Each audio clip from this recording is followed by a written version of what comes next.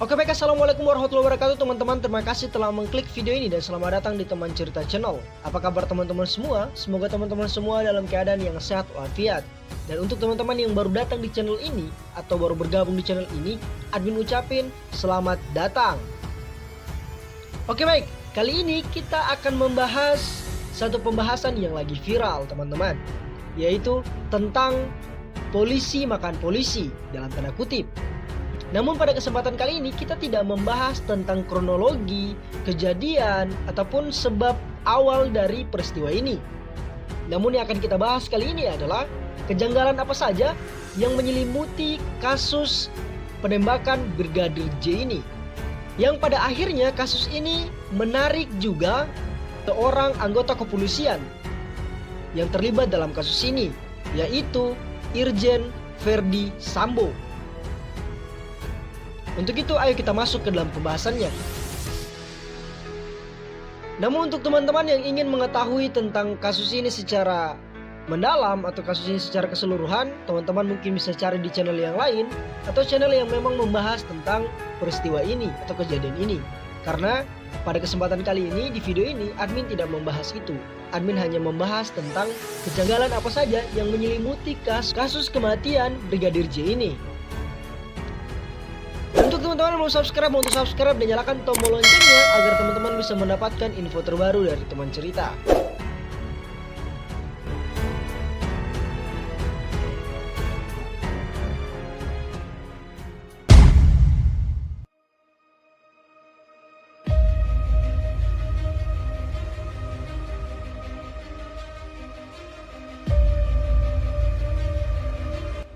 Nama lengkap Irjen Inspektur Jenderal Polisi Verdi Sambo.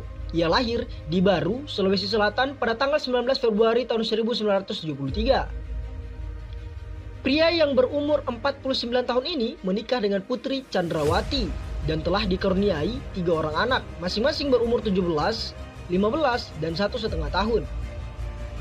Verdi mengawali karir kepolisiannya di Akademis Polisi atau Akpol pada tahun 1994. Verdi kemudian melanjutkan pendidikan di PT IKA tahun 2003, Sespin tahun 2008, dan Sespinti pada tahun 2018. Sejak resmi menjadi anggota Polri, karirnya sebagai kepolisian memang sangat cemerlang.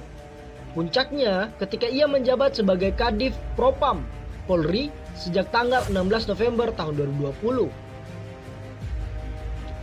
Adapun kasus-kasus yang pernah ditanganinya antara lain yang pertama, kasus kopi sianida Mirna yang terjadi pada tanggal 6 Januari tahun 2016 yang melibatkan Jessica Kumala Wongso dan Hani atas wafatnya Mirna di Cafe Olivier Grand Indonesia setelah meminum kopi yang berisi sianida. Yang kedua, ranjau paku di Jakarta Barat yang marak terjadi di tahun 2020 yang sempat meresahkan warga dan pengendara di malam hari. Yang ketiga, bom di Sarina. Aksi ini merupakan aksi yang terjadi di daerah sekitar Plaza Sarina, Jalan MH Tamrin, Jakarta Pusat, DKI Jakarta. Tanggal 14 Januari tahun 2016 yang menewaskan 8 orang. 4 diantaranya adalah pelaku dan 4 orang lainnya adalah warga sipil, serta 24 orang lainnya menderita luka-luka. Yang keempat, perdagangan manusia di Timur Tengah. Yang kelima, penangkapan Joko Chandra, terpidana kasus hak tagih Bank Bali di Kuala Lumpur, Malaysia pada tanggal 23 Juli tahun 2020. Yang keenam, yaitu kebakaran Jagung atau Kejaksaan Agung yang terjadi pada tanggal 22 sampai 23 Agustus tahun 2020. Yang terakhir atau yang ketujuh adalah kasus penembakan di KM 50 yang melibatkan anggota kepolisian dan anggota Laskar FPI Front Pembela Islam yang sedang mengawal Habib Rizik, yang dimana atas peristiwa ini ada 6 orang anggota Laskar FPI yang wafat pada hari Senin tanggal 7 Desember tahun 2020 di Jalan Tol Jakarta Cikampek.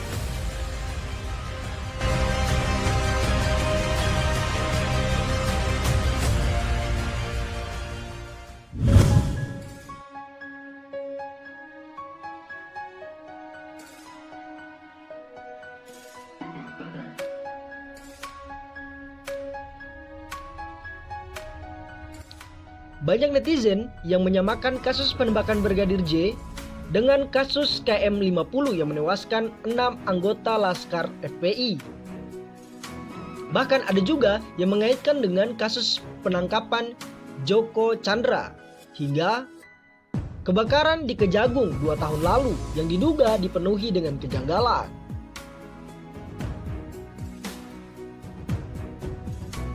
Kesamaannya terletak pada skenario kasus yang dianggap banyak disetting.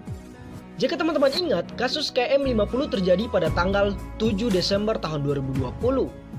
Pukul 12.30 dini hari di KM50 Tol Jakarta Cikampek. Itu terjadi aksi penembakan yang melibatkan anggota polisi dan 6 Laskar FPI yang mengawal Habib Rizik.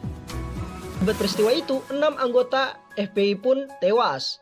Salah satu yang dianggap mirip pada kasus kematian Brigadir J adalah soal CCTV yang rusak. Pada kasus KM50, bukti berupa CCTV di TKP disebut sedang offline. Tepat 1 hari sebelum kejadian dengan alasan masalah di kabel fiber optik. Sementara itu CCTV di rumah dinas Irjen Verdi Sambo yang sempat dikabarkan rusak sejak 2 minggu lalu. Belum insiden penembakan Brigadir J. Kemudian terdapat dugaan penyiksaan terhadap 6 Laskar FPI sebelum mereka meninggal dunia. Bukti ini diperkuat dengan hasil visum Laskar FPI yang menunjukkan bahwa selain luka tembak di dada yang mengenai jantung, terdapat juga luka lebam, punggung yang robek, memar di bagian jidat, hingga luka di alat kemaluan. Sementara itu terdapat pula kejanggalan pada hasil visum Brigadir J. Menunjukkan bahwa korban mengalami luka sayatan dari benda tajam. Mata, hidung, mulut, hingga 2 ruas jari hampir putus. Berikutnya juga soal keterlambatan penyampaian informasi di saat kejadian pengungkapan. Kasus di KM50 terjadi di dini hari, diungkap pada siang harinya. Sedangkan kasus Brigadir J terjadi pada hari Jumat, kemudian baru disampaikan hari Senin.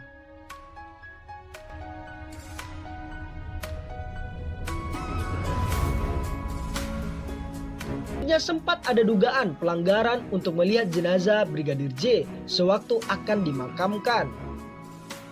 Dengan dugaan 6 korban Laskar FPI di KM50 yang tidak diperkenankan dilihat dan langsung dimakamkan.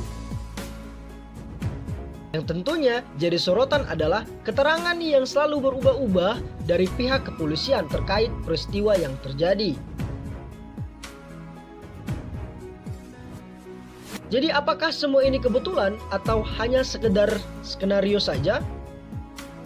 Admin kembalikan kepada teman-teman semua untuk berpendapat. Dan sampaikan pendapat teman-teman semua di kolom komentar. Dan mungkin itu saja konten yang dapat admin sampaikan pada hari ini. Kurang dan lebihnya admin mohon maaf. Dan sampai jumpa di konten selanjutnya. Thank you.